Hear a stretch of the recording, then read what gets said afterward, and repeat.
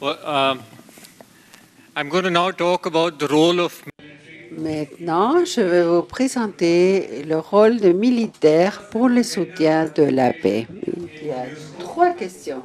L'agenda de participation à MONUSCO, accord avec, mettant l'emphase sur le contexte latino-américain.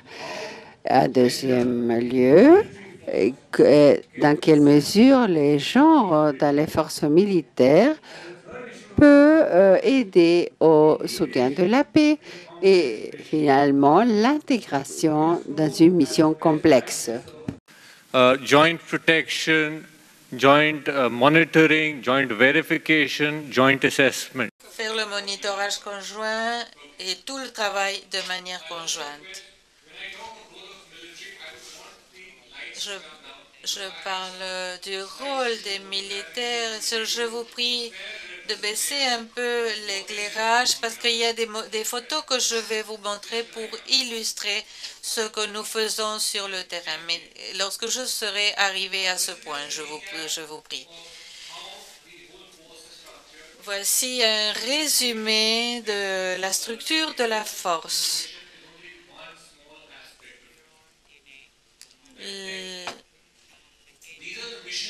La mission a une petite portion militaire. Voici les objectifs. Il y a un mandat, on ne va pas beaucoup en parler. Ce qui est fondamental, c'est de soutenir le gouvernement du Congo pour désarmer les troupes rebelles,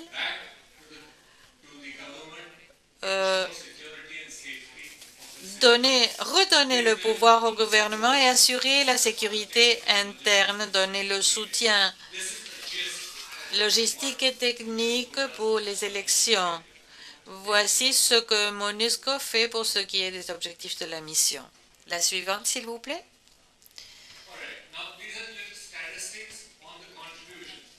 Voici des statistiques sur les apports. Vous pouvez diminuer un peu l'éclairage pour pouvoir lire la diapo pour ce qui est des apports.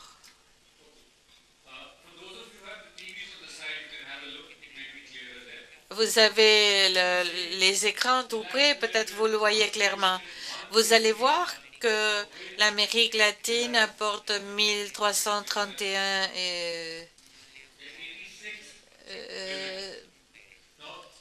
effectifs avec 86 femmes. En tout, l'apport de femmes est de 2,2% pour ce qui est de l'Amérique latine. La contribution est la suivante. L'Uruguay, le quatrième contribuable avec 1181 effectifs. Et puis le Guatemala avec 150. Je ne parle que des troupes. Les observateurs militaires sont séparés. Vous pouvez voir que l'Uruguay, tel que nous l'avons entendu ce matin, et je crois que la ministre l'a mentionné,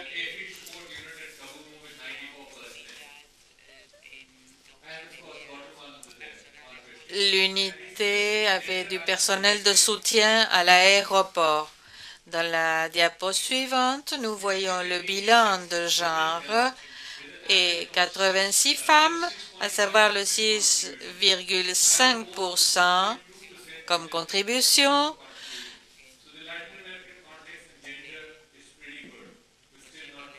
C'est-à-dire que l'Amérique latine donne du support, mais l'objectif n'a pas encore été atteint. Pour ce qui est des observateurs militaires, on a 16 pays qui envoient des effectifs et il y a 34 nations qui apportent des officiers et des observateurs militaires.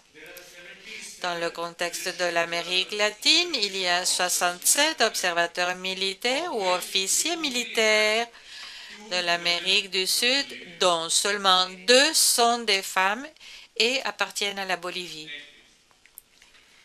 La suivante.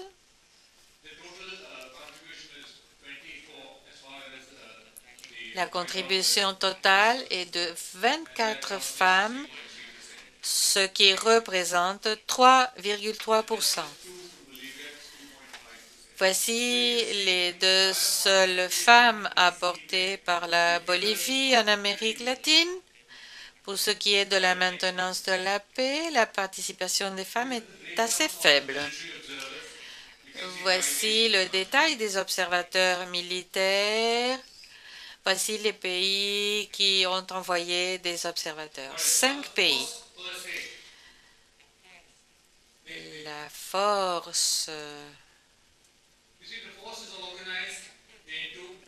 force est organisée en 4 brigades et 2 secteurs. Chacune des brigades est commandée par un brigadier et puis les autres par les colonels.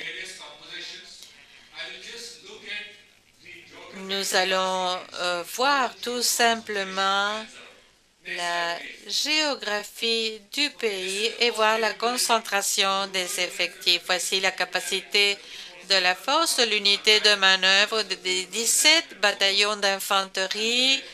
L'un d'eux, c'est le bataillon uruguayen à Doma. Vous voyez des multiplicateurs de force, 3 forces spéciales, 6 unités d'aviation. L'une appartient à l'Uruguay. Le groupe riverain qui est maintenant au Tanganyika. Et puis d'autres facilitateurs de la force. Il y en a plusieurs, comme vous pouvez bien le voir. Je voudrais attirer votre attention sur la concentration de la force. Ici, vous voyez le déploiement des contingents. Vous voyez en haut à droite, entre les provinces de Kivu au nord et sud, et presque le 90% des effectifs sont concentrés dans cette région. Vous voyez là le pourcentage parce que le maximum de la richesse minérale du pays, l'or et d'autres minerais sont situés justement dans cette région. Et comme il y a des groupes armés, il faut la présence militaire. Voilà pourquoi les forces sont rassemblées dans la région.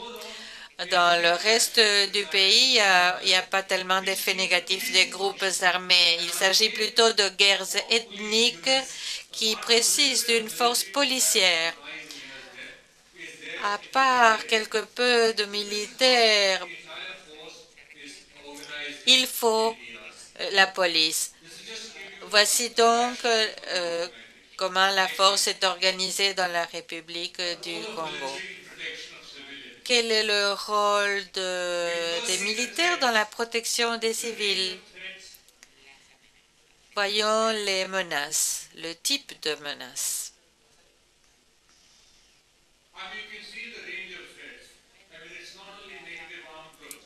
Vous voyez toute une variété de menaces, les groupes armés, les conflits ethniques, la prolifération d'armes, des frontières poreuses, le retour des réfugiés, des conflits de terre, des policiers indisciplinés.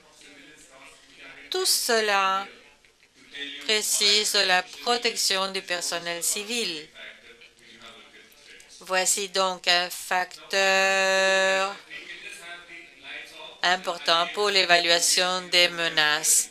Je vous demande d'éteindre la lumière pour voir l'image. Je vais essayer d'expliquer le rôle des militaires. Le 90% que je vous ai expliqué est organisé sous la forme de compagnies à proximité des villes, des centres peuplés. Ils font le patrouillage de zones où il y a la présence de groupes armés négatifs, où les femmes vont chercher des aliments. Voyez les images du patrouillage. Nous travaillons conjointement avec la police nationale et les forces armées. Vous allez voir un soldat qui fait la patrouille avec nous. C'est un exercice de facilitation pour restaurer l'autorité de la police et des forces armées. Nous établissons des centres civils. Ces centres sont créés avec le bureau des affaires civiles. Nous avons des interprètes, des agents de communication. Nous avons aussi la coopération de la police. L'idée, en général, c'est d'avoir une alerte précoce au cas où il y aurait de l'exploitation sexuelle ou la violence de genre.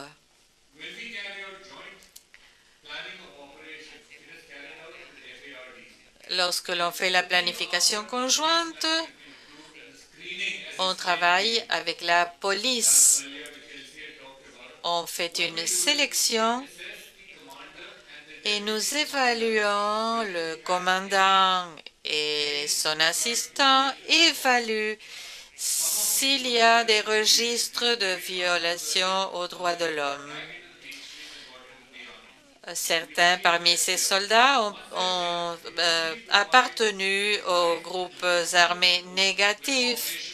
Et si on arrive à la conclusion qu'ils n'ont pas d'antécédents, on donne l'appui logistique lorsqu'ils développent des activités contre les groupes armés négatifs. On les aide à la planification. Il est très important aussi de nous connecter avec la population. Voilà pourquoi nous voulons être en contact avec le gouverneur, l'autorité locale, le chef communal, le prêtre, le médecin, etc. C'est la manière dont nous devons travailler en expliquant toute la population, plus ce que l'on fait avec la police et avec l'armée. Voici le développement des capacités qui facilite la formation de l'armée et de la police. L'aide humanitaire, lorsqu'il y a des accidents, lorsqu'il y a des calamités naturelles, des incendies.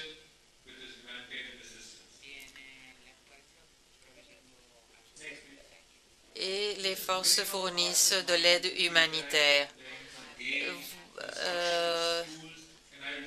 Nous construisons des écoles, nous gagnons le cœur de la population, nous encourageons les sports. Ce sont des activités qui ont des effets rapides. Nous fournissons aussi de l'aide médicale.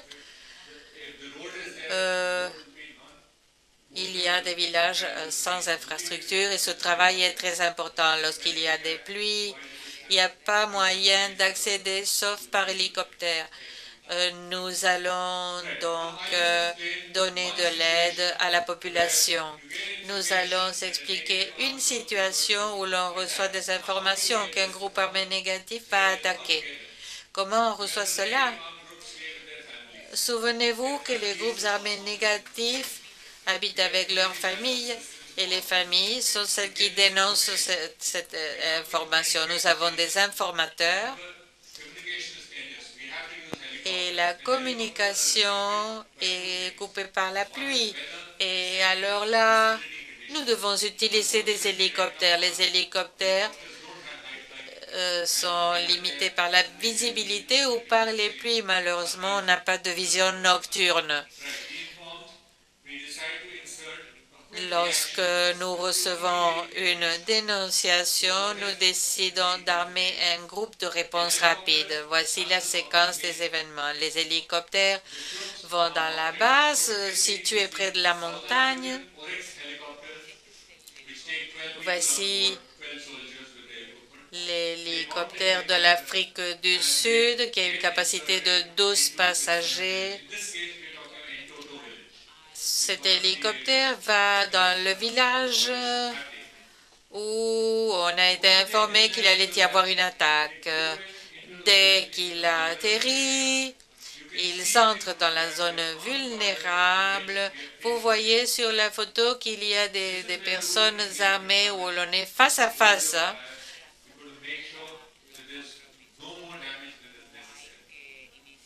ne faut pas initier le feu, hein. Il ne faut pas causer plus de dommages que ce qui est absolument nécessaire. On fait du patrouillage avec l'hélicoptère.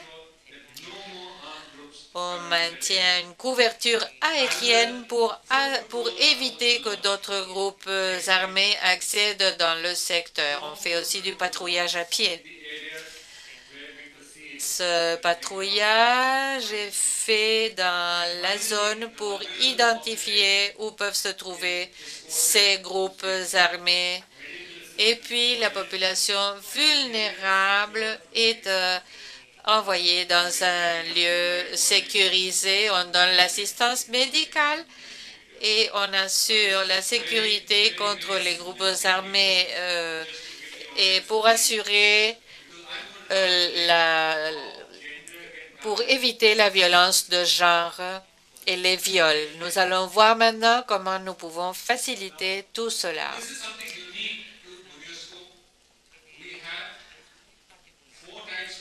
Ceci est quelque chose de très particulier à MONUSCO. Nous avons 3 mécanismes pour donner la protection aux civils. Vous verrez aussi comment la mission est intégrée. Voici les différentes réponses. Je ne suis pas sûre si j'ai suffisamment de temps pour les expliquer toutes. On ne va décrire qu'une de chaque. La première partie, c'est la protection des civils. Ici, vous voyez la violence massive avec des objectifs dont l'objectif sont les civils. La réponse militaire, intervenir, négocier, assurer la sécurité des civils et arrêter le progrès ou l'avancement des groupes armés. Ici, on parle de la protection des enfants. Je veux vous expliquer la protection pour les civils. Quelle est la stratégie? La suivante, s'il vous plaît. Il y a 4 types de mécanismes. On va les voir très rapidement. Il s'agit d'une mission d'évaluation conjointe.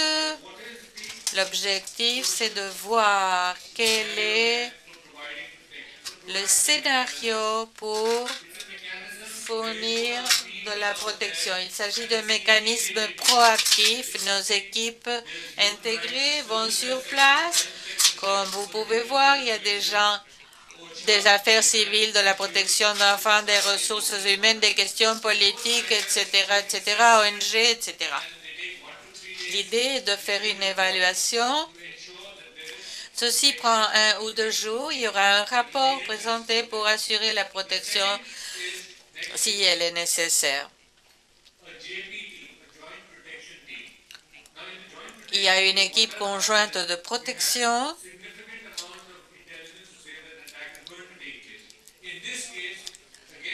Nous savons qu'il y a une attaque qui va avoir lieu. Il s'agit d'une équipe intégrée.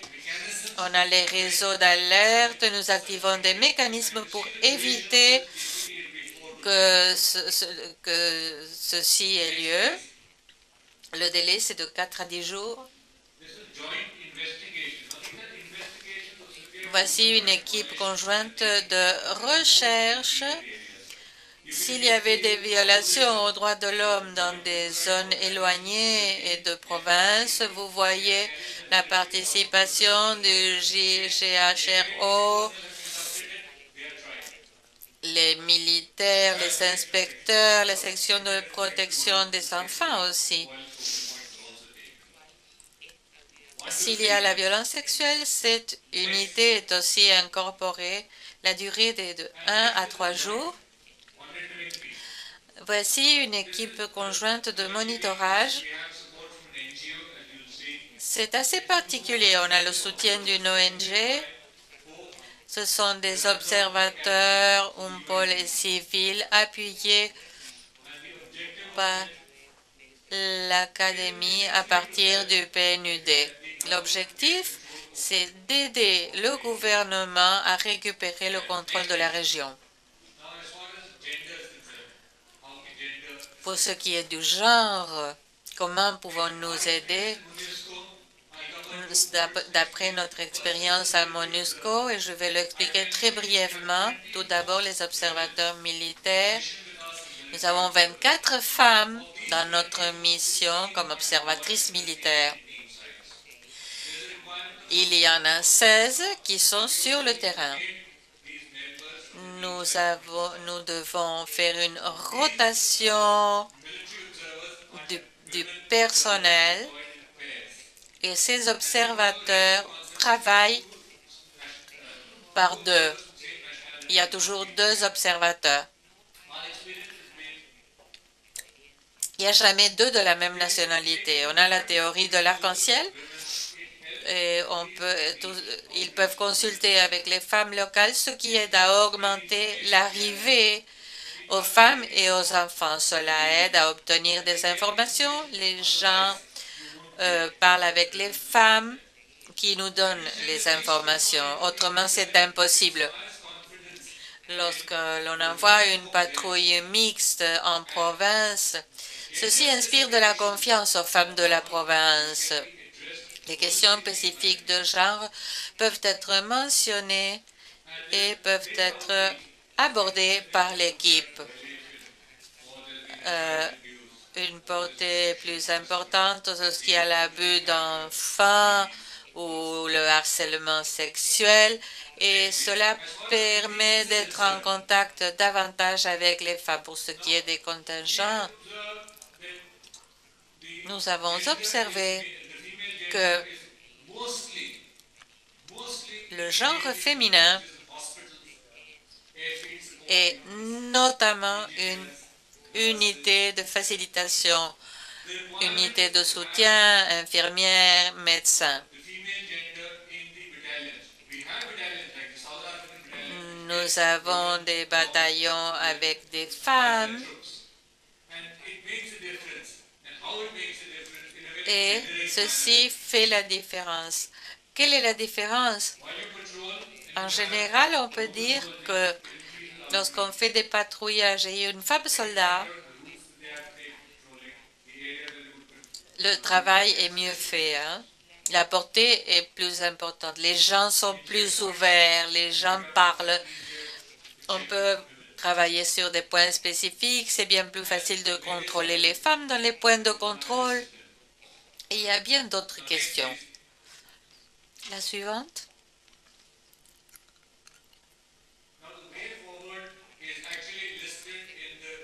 Comment continuer? Ceci est inclus dans le document de mars 2010, disant qu'au niveau tactique, stratégique et opérationnel, quelles sont les actions à prendre pour améliorer la construction de la paix en incorporant le genre. Je n'ai pas le temps pour parler plus en détail parce qu'il y a encore un orateur après moi. Ceci est disponible et je peux vous donner plus de détails si vous le demandez. Nous continuons donc.